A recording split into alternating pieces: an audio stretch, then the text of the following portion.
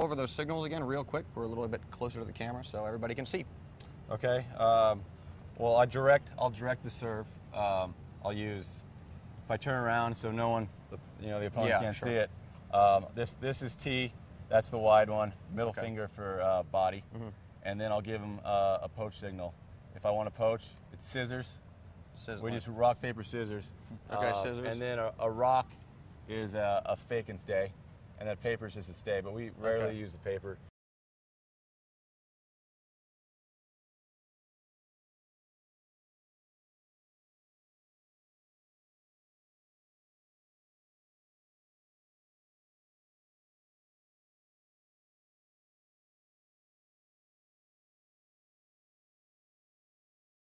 You always kind of want to be moving, so getting somebody's head. Yeah, getting somebody. We're always faking if we're not. And then if I throw out a scissors, and I'm moving across the court and I see the ball kind of going down the line, I can also get that one too. You can also adjust, just accordingly. If you can get the ball. Okay. One question unrelated to sort of, this is just my interest. Do people ever pick off your calls and like signal? That's happened a few times. Where the coaches will signal the opposing team and just tip them off. And so then we'll kind of go back to each other, cover the mouth, and just talk it out. And we can say it a couple code words and be done with it in 5 seconds. Okay.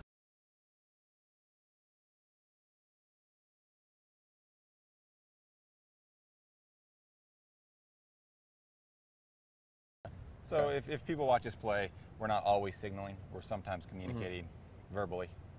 Okay. Yeah. Important to note that obviously I don't think at the rec level people are going to be stealing signals too much, but it is important that you don't just need to use hand signals. You can actually talk it out. Yeah. Exactly. Use a code word. We use weird words. No one knows what these words are. Bergie, like can opener, Geronimo. Yeah. Something like that. All right. Well, with that in mind, let's run through some of these plays. Okay. This is a play we use a lot. It's a bread and butter play. Bob's a lefty, so he can swing that ball down the tee. So I'm going to call T on the serve. Okay. And I'm going to put out the scissors, which means a full poach. All right. And watch how Bob covers me. It's really tough for the returner to pull a T serve by a lefty down the line. Yep. So I can kind of take away the whole middle. If you watch me, I'm not just moving sideways. I'm getting all over the net. Yeah, we talked about that before. You move up and then you're over. You very rarely see guys lob inside out. So if they lob me, Bob's coming over with the big lefty forehand. Okay. So we use this play a ton of times. All right, let's see it.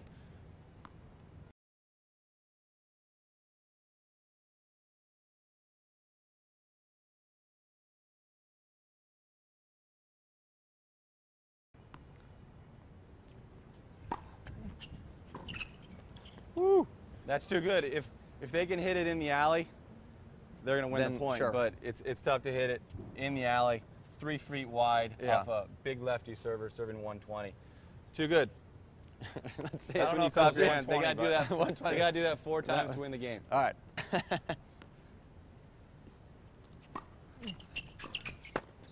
There it is. Okay. Nice. Now, we talked about earlier, you've got the great hands, can really generate that angle there. What's another place you could put that ball if you're not going to hit that shot? Yeah, I mean for me that's an easy shot. Is to when I'm that close to the net, I can angle it wide, and just take everything out of play. They can't reflex it back. But for the club player, I would say you want to go down the middle, at that net guy, get the ball on the ground, and get it through the court. At his feet. Okay. At his feet. The middle is where most points are won in doubles. And what was the, I can't remember the name of the exercise where you worked on trying to get that ball at the feet. Was there a particular exercise we talked about? The preacher drill is good for that. It's That's not really a volley. It's the two-up-to-back game where we're always trying to reinforce the middle and hit down there and then set up the point. And the but reflex volley this is the poach drill. The poach drill is good for that. There you go. You're trying to end the point on that Just move. 1-2 basically. It's a 1-2. Let's see it where you go at Steve's feet. Okay.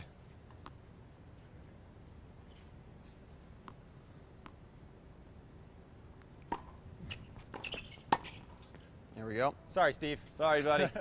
No, that's all right. That's what we're paying him for.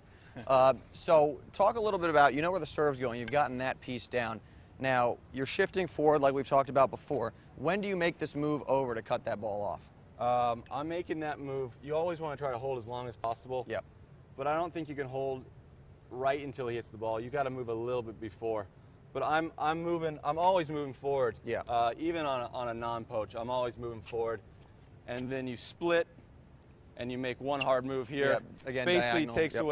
it takes away everything. If you can get to the middle, he's gonna have to hit a dime. So like this is your mark, basically. Yeah. And just then from the back perspective. And then I stay there, and I can even. I'm looking here, but even if he goes over here, I can. One big step away. And you got it. Well, by the time he's, hitting a forward swing, Mike can go. Okay. Because he's already committed. It's very hard to change your mind. So somewhere back here, right when he starts. When the guy's coming forward, you can go because he's already made up his mind. So important to note, very, very much timing based on your end. And if we actually take it a step back, when do you start making your move forward? I start making my move forward right in Bob's toss. Okay. And how do you time that? Because you're obviously not looking back. I'm looking at him. I'm looking at the returner, and I can see his split step forward, and that's when I know Bob's about to hit the serve. So I'm basically just watching the returner the whole way. Okay. And then that adjusts. That's what gets me moving forward. Yeah. When he starts moving forward, I start moving forward. His split step's a good cue to watch. So here's an important sort of like interesting progression. Bob's winding up back here, and the timing of his motion affects Grant's timing of his split step, which affects your timing as well. So kind of an interesting way to think about it. Domino effect. Yeah, exactly. So, okay, let's see it one more time so people can kind of, and when you watch this, from the back perspective, look at it from a timing perspective. See how it's kind of like everybody's timing is based on what somebody else is doing.